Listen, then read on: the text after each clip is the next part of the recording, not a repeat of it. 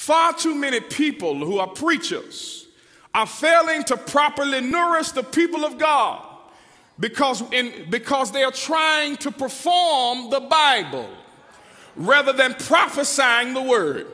Well, I wish I had somebody that would talk to me. Many preachers spend so much time and energy trying to prepare sermons that are profound that we never grow to the place in God that we deliver messages that are prophetic. Profound messages are those that are inspiring and enlightening, but prophetic messages are those that are informative, enlightening, inspiring, and liberating.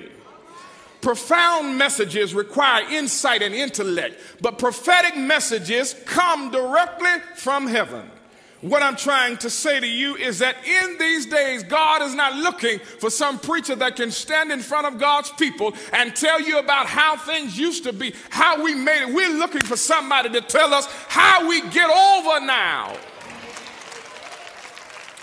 Why have I said all that? I've said all that because I want you who are in the cathedral this morning to know that you are not in the wrong place at the wrong time. It is no accident or coincidence that you are here. God has a word for you, and he's getting ready to set you free where you are bound. Look at somebody and tell them, God has a word just for you. With that, turn with me to the book of Joshua. The 4th chapter of the book of Joshua, and there you will find these words. And it came to pass, when all the people were clean passed over Jordan, that the Lord spake unto Joshua, saying, Take you 12 men out of the people, out of every tribe a man, and command ye them, saying, Take you hence out of the midst of Jordan, out of the place where the priest's feet stood firm, 12 stones. And ye shall carry them over with you and leave them in the lodging place where ye shall lodge this night. Then Joshua called the 12 men whom he had prepared of the children of Israel out of every tribe a man. And Joshua said unto them, Pass over the ark of the Lord your God into the midst of Jordan, and take you up every man of you a stone upon his shoulder, according to the number of the tribes of the children of Israel, that this may be a sign among you. Say sign. That when your children ask their fathers in times to come, saying, What ye mean by these stones? Then you shall answer them that the waters of the Jordan were cut off before the ark of the covenant of the Lord, when it passed over Jordan. The waters of Jordan were cut off, and these stones shall be for a memorial unto the children of Israel forever. And the children of Israel did so as Joshua commanded, and took up 12 stones out of the midst of Jordan. And the Lord spake unto Joshua, according to the number of the tribes of Israel, and carried them over with them unto the place where they lodged, and laid them down. Skip down, if you will, to verse 19. And the people came up, say up, out of Jordan on the 10th day of the first month, and encamped in Gilgal in the east border of Jericho.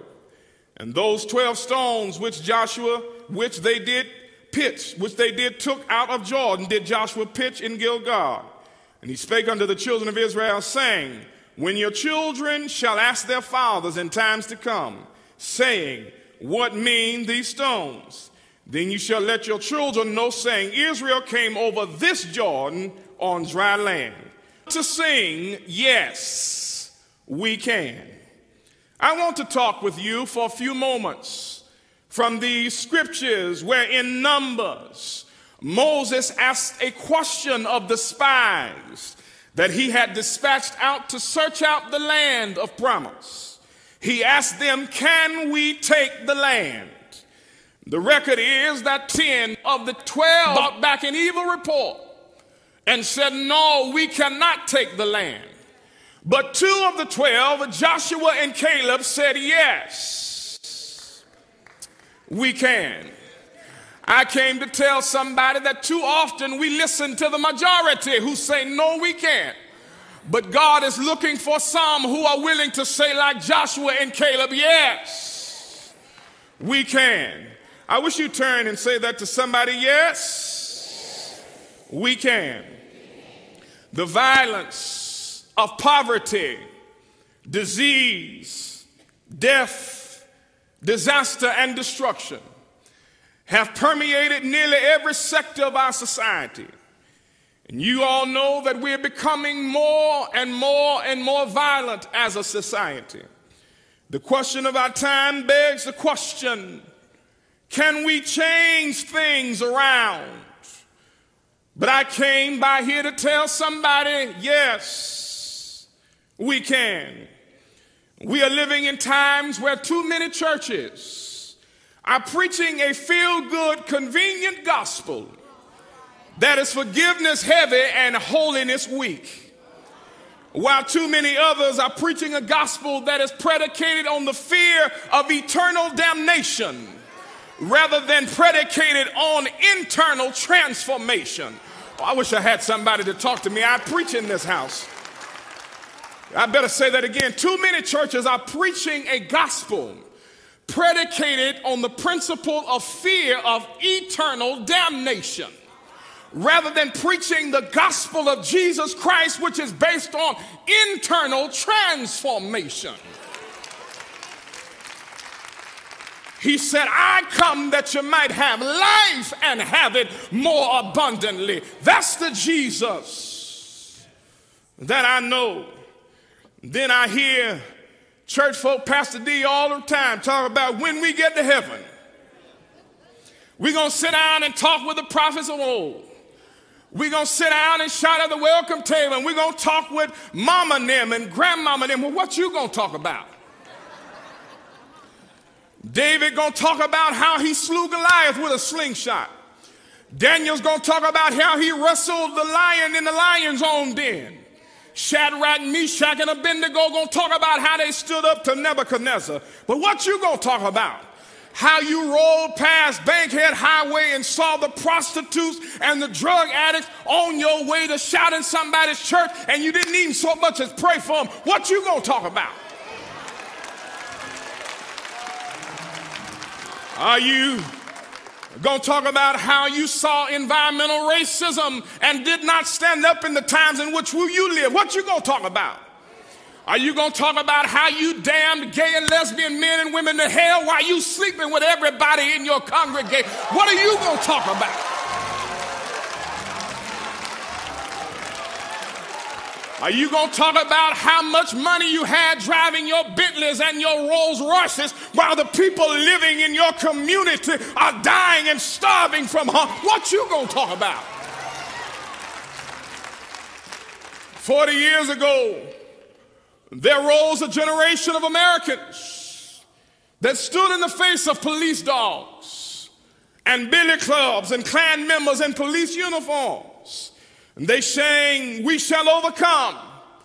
And now just 40 years later, my generation of Americans have turned our consciousness from "we shall overcome" to "I'ma be." My mama is a WHORE. We are in, I'm a in, we all this and that. We are transformed, our discourse.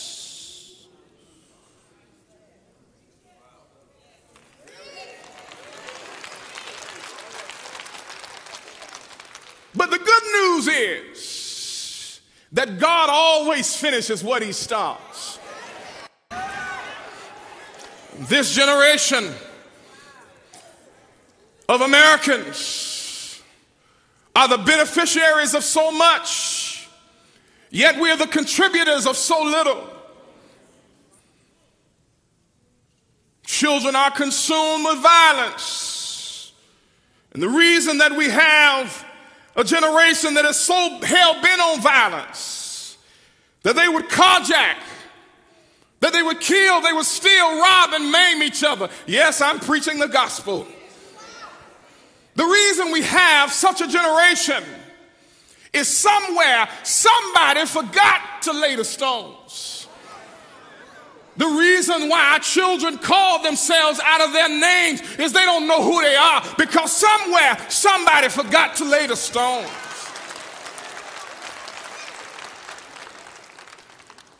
People wonder why we see so much disaster.